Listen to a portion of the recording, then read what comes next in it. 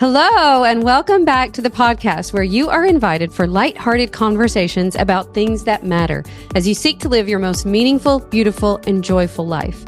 I'm your host, Dr. Edie Wadsworth, and I hope you enjoy your stay here at the House of Joy. Okay, you guys, I am so excited. We have a really exciting announcement to make. We actually have two. But the first one is, and you may have noticed some changes already, but we are so excited to join the That Sounds Fun podcast network. We have been working with them for the last few months, and we have just loved our experience so far with them. We are partnering with That Sounds Fun.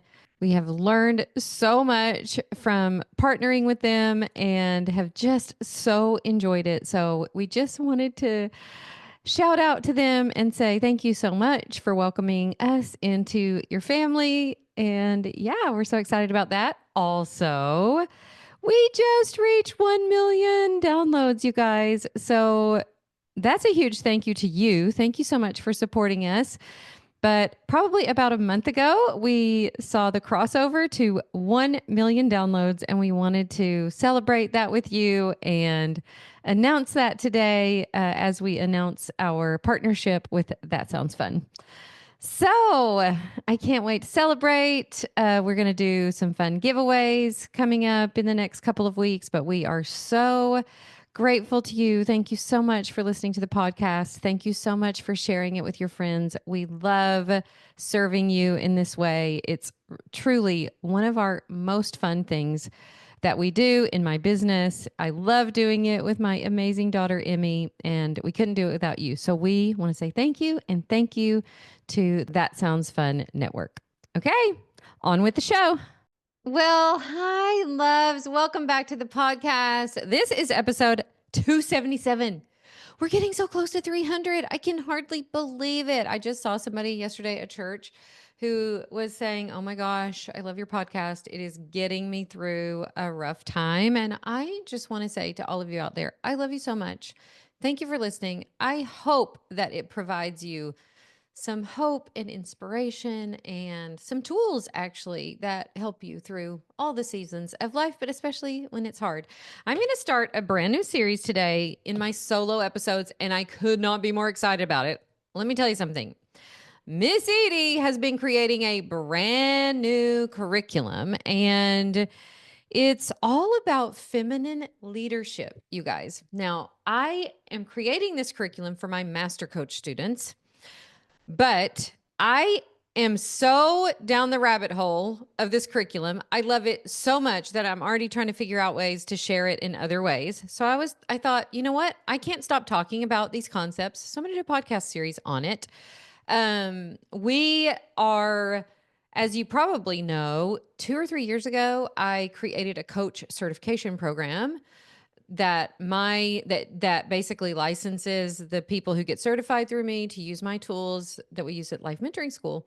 And I've certified over 400 coaches. They're the most incredible, amazing women I've ever met in my whole entire life. And then I wanted to go deeper, and I knew some of them wanted to go deeper. So I just created, I'm in the middle of running it right now, my first ever master coach certification. And this curriculum on the laws of feminine leadership that I've been creating for the program has just kicked my tail. You ever create something like that kicks your tail first? But I'm loving it so much. So I wanted to share some of the concepts here because I think they're so important in a world where it feels like we get such mixed messages. And as a woman of faith who is also a businesswoman, a really strong leader, kind of a go-getter, I just thought that some of these concepts could be really powerful because I did a lot of reading when I was homeschooling my girls, and I read every book I could get my hands on about what God created women to do. Like, what is he up to with us? And, I had spent most of my adult life really chasing after external success, going to medical school, getting good grades, overachieving, never sleeping, achieve. And I really found that the most fulfilled and meaningful my life has ever been is when I am pouring myself into my family, my relationships, and using the gifts that God has given me to help women. And so I just was trying to make sense of that. Like, you hear the extreme of both ends where, if you're a woman of faith, then you shouldn't, whatever, work outside the home or, whatever. And then you hear the other extreme. And I think the truth is somewhere in the middle, because I do think, especially if you read Proverbs 31, which is basically what my curriculum is based on, that woman, she had it going on. And I think that we get sort of in this place where we don't step into our full leadership. And really, what I mean by that is we don't lead ourselves very well. So I'm going to do this series on becoming a woman who leads herself. Today, we're talking about telling the truth, having the courage to tell the truth to yourself about yourself. This has been so transformational in my own life, you guys. The first time that I noticed it really powerfully was Stevie and I had been married. I can't remember how long.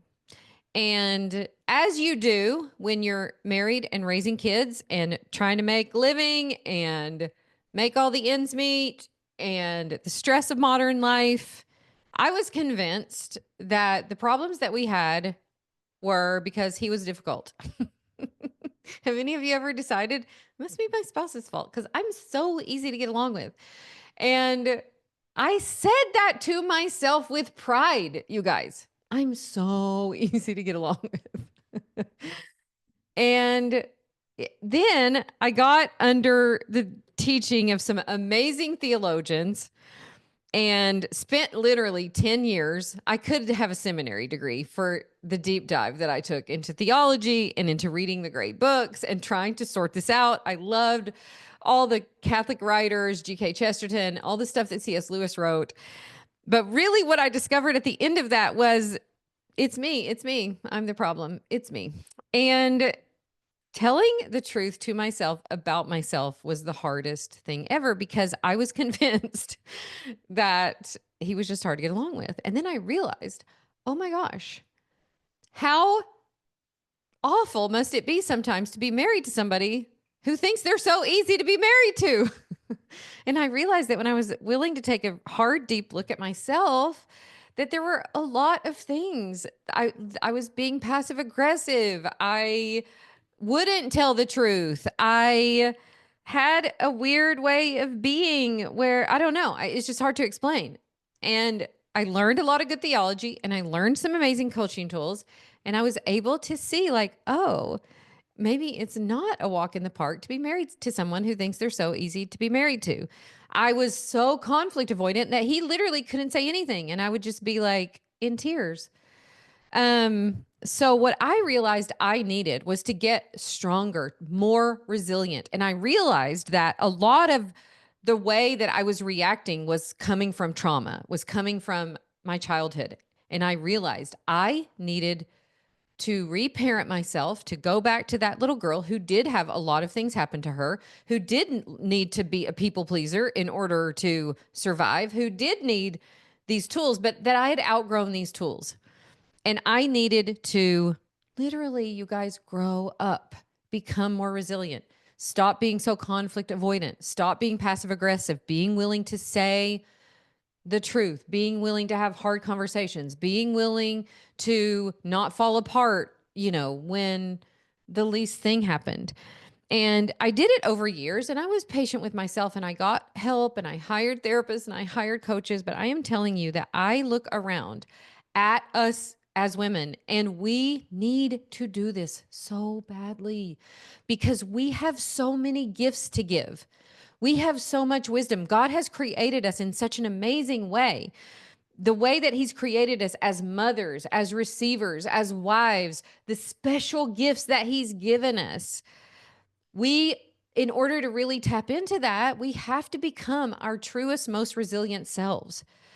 And I noticed all the ways that I was obsessed with my own suffering, that I was holding on to nagging resentments, that I was in these negative mindset patterns, that I was unwilling to be with hard emotions, that I had some relationship skills that weren't very good. There was just so many things. And it's so much easier to look at the other person, to look at your kids, to look at your spouse, and to say it must be them. But I am telling you that my most incredible transformation came when I looked in the mirror and said, God, I want you to make me so much more resilient. I want you to make me whole. I want you to forgive me for all of these ways that I've been thinking that I was just always the easy one to get along with, but then not being that easy to get along with, turns out. And here's the amazing thing. When I was willing to do that, when I got really honest with myself, like when I would stand at church and our pastor would lead us through confession, and I would say, I have not loved you with my whole heart. I have not loved my neighbor as myself, that I didn't think of someone else. I thought of me. I'm the one who hasn't loved you with my whole heart. I'm the one who hasn't loved my neighbor, this neighbor, my husband, these neighbors, my kids, as myself. When I got to that point in my own life, it was so transformative, because when you're around somebody who is courageously able to tell the truth to themselves about themselves, it's like a domino effect. It's so contagious. It's okay then for everybody to let their guard down and go, yeah, it's me too. It allows everybody to say, oh, maybe it is me. Maybe I am the one who needs more forgiveness, who needs this.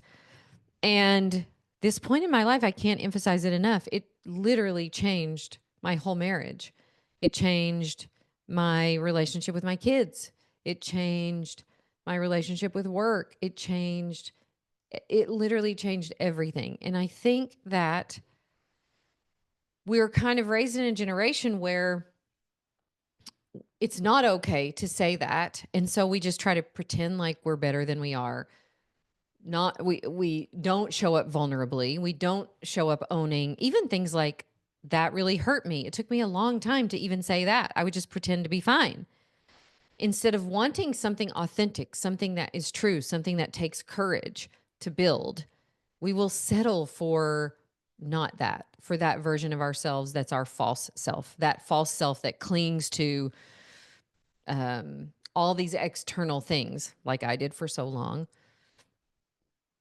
that clings to ways of being that aren't serving ourselves, that clings to all of these negative mindsets and negative emotions. Like, I was so living as my false self for so long. Really not even sure who my true self was, because I could never tell myself the truth. But when you know that you are falling into the arms of a loving God who loves you so much, who calls you his beloved, who created you as the crown of creation, who gave you these very incredible, amazing gifts as a woman, it's okay to be right where we are. And this kind of laid the groundwork for me to be able to really heal from my past, for me to let go of so many things that I had held onto for so long. It finally led me to actually writing my memoir, where I told my whole story. I was always so afraid someone would find out my story. And this work was so powerful in my life, I told the story. I'm like, no, let me tell you about this way that I was raised, which was hard, and these decisions that I made, which were terrible. And, like, I told the story, I owned the story, and I stopped living from my ego, and I stopped trying to maintain an identity. I stopped trying to keep up with the Joneses and be a certain way in everybody's eyes. And I just showed up as me. And I have been showing up that way in my community, leading as authentically as I can, showing up to my family as authentically as I can. And I am telling you that this is what we need as women, instead of what we're addicted to, which is needing the validation of others, being so afraid of conflict, being so afraid of being ourselves, attaching our worth to some kind of success or some kind of material something or whatever. living in these past wounds and these self-sabotaging behaviors, um, getting so offended by others easily because we're living from this fragile ego. Like, listen, it takes courage to be yourself, to be who you truly are, and to tell the truth about yourself to yourself. But when you do it, you will realize that God loves you as your false self, and from that love will help you live in truth, in love, in peace, in grace.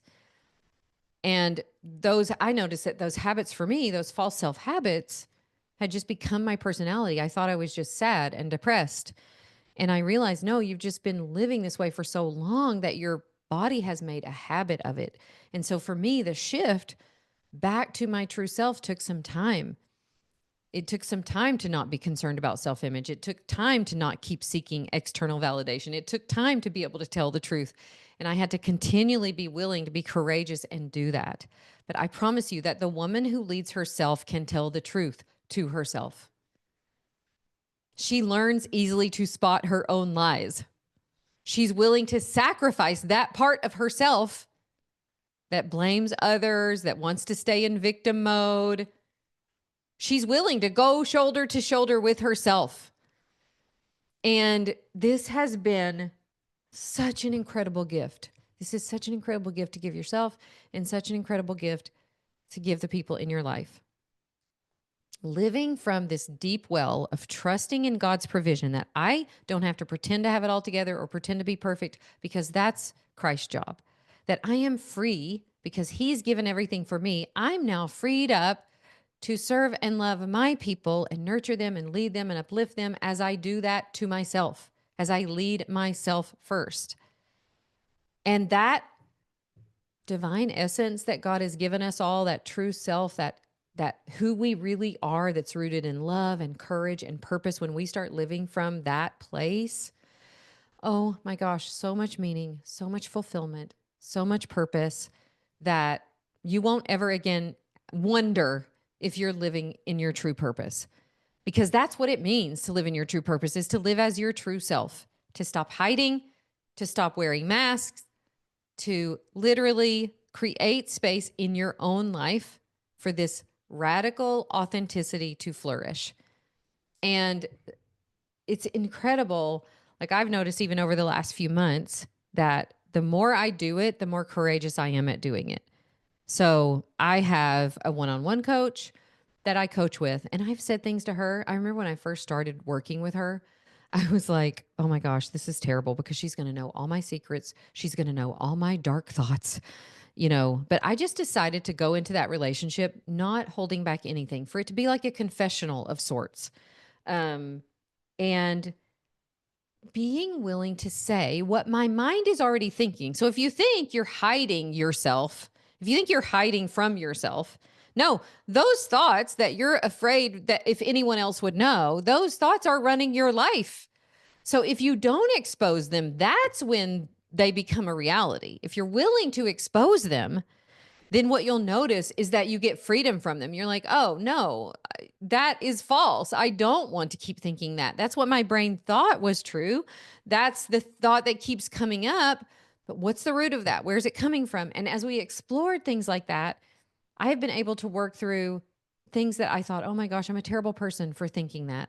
And then I'll work through it and realize, no, you're just being honest that something was hard for you. You're just being honest with yourself that this has been difficult. And what I've noticed is the more that I've been willing to do that for myself, the more capacity I have to show up to sometimes what feels like hard things. And I think it is really a willingness to sacrifice that part of ourselves. I think that's kind of what Jesus means when he says, die to yourself. Die to that version of yourself that is your ego. Die to that version of yourself that's always blaming others. Die to that version of yourself that always wants to be a victim. Die to that version of yourself that wants to be passive aggressive. Die to that version of yourself that wants to hold on to resentment. Die to that version of yourself that always wants to see the negative thing or pick out something that's wrong with the people in front of you. And as I have been willing to die to those parts of myself, my true self has been able to blossom. And it's just been such a gift. I feel like I don't have to hide. I feel like I can be authentically me. I feel like it has given me this ability to be so tender and to be who I truly am and to just say. One of the things that I've noticed is that oftentimes I would like want to say something like kind or tender to someone else, and I would hold back, like they're going to think I'm a weirdo if I just blurt all that out. And now I just say it, like, oh my gosh, I admire you so much, I love you so much, I love how you do this, I love this about you. um and it has opened up the possibility that I can also have hard conversations.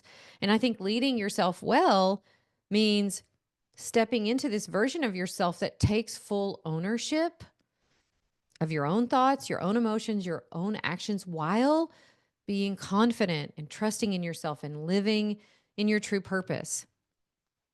I think the challenge is to see yourself as God sees you and to lead yourself with the honor due that identity. We are the crown of God's creation. And what that entails, I can't even wrap my mind around. But I believe that He sent us here as women for a very unique and specific gifting and role. And I want to keep stepping into that. When I look at Romans 30 or Proverbs 31, and I look at what that means, what it means to be, they use the word in there called Eshet Ha'il. And what that meant back then was this was a woman who was a pillar of society, a leader in her community, a steward of wisdom. She embodied the essence of divine strength. She was a pillar in the economics of that community. Like just so many amazing qualities: bold, resourceful, unwavering faithfulness to her husband, to her household, to her calling, like all of those things. I want to expand my capacity so that I can really step into that. We could look at that and say, oh, that's, an outdated ideal. But what if it's a rallying cry for women to step into their God given power, to step powerfully into their God given callings, to fully embody the wisdom that God has given us, to become more resilient so that we can make our impact? That is what I want for myself. That is what I want for the women in my community. I think it's our birthright. I think it would be a shame to go through this life and to not step into that.